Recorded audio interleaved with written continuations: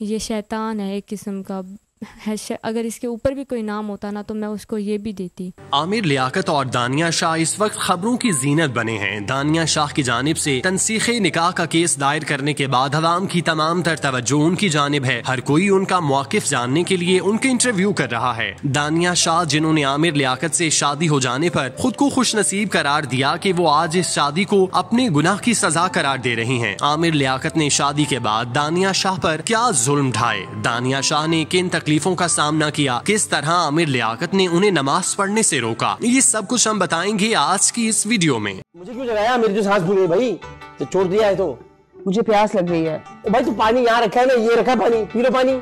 दूर है अदनान। दूर कहाँ से?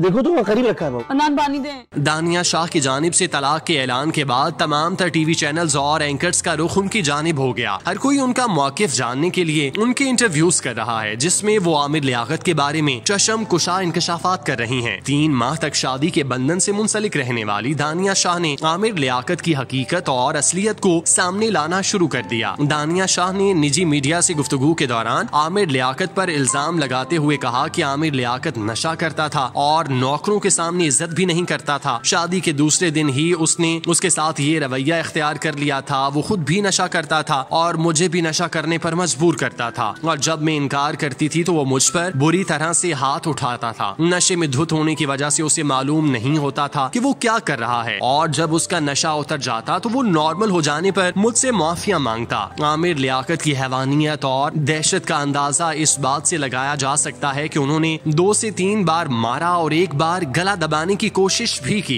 आमिर लियाकत की जानिब से एक बार दानिया को गोली मार देने की धमकी दी गई थी। दानिया शाह ने आमिर लियाकत की जानिब से खुद पर लगाए गए इल्जामात पर आपदीदा होकर रद्द-ए-अमल में कहा कि अगर मैं गलत औरत थी तो उन्होंने मुझसे शादी क्यों की। आमिर लियाकत की अहलिया का कहना है कि खुला दायर करने के बाद आमिर लियाकत हमें बहुत ज्यादा धमकियां दे रहे हैं। एक लड़की को शोहरत से कहीं ज्यादा इज्जत की जरूरत होती है। इंटरव्यू में दानिया ने वाजे किया कि मेरा मीडिया में आने का कोई इरादा नहीं, लेकिन मैं आमिर लियाकत से सुलह नहीं करना चाहती, क्योंकि जो शख्स मेरी जिंदगी बर्बाद कर रहा है मैं उसके साथ क्यों सुलह करूं। दानिया शाह ने मजीद कहा कि मेरी ख्वाहिश है कि मेरी खुला हो जाए, क्योंकि मैं आमिर लियाकत के साथ नहीं रहना चाहती। वो अभी इतनी गंदी जुबान इस्तेमाल कर रहा है, मुस्तकबिल में ये सिलसिला कितना बढ़ेगा। नशे से मुतालिक बात करते हुए दानिया का कहना था कि मेरे पास आमिर लियाकत के खिलाफ सारे सबूत हैं जो कि वक्त आने पर दिखाऊंगी। शादी के बाद मैंने आमिर लियाकत के साथ बहुत अजियत में वक्त गुजारा, और इस दौरान मैंने अल्लाह से रो रो कर दुआ मांगी कि या अल्लाह मुझसे कोई गलती हुई है तो मुझे माफ कर दें, क्योंकि ये शख्स मुझे नमाज भी नहीं पढ़ने देता। आप जमीला को छोड़े, बच्चे को बचा लें। अम्मा को ये क्या है? अम्मा को क्या हुआ?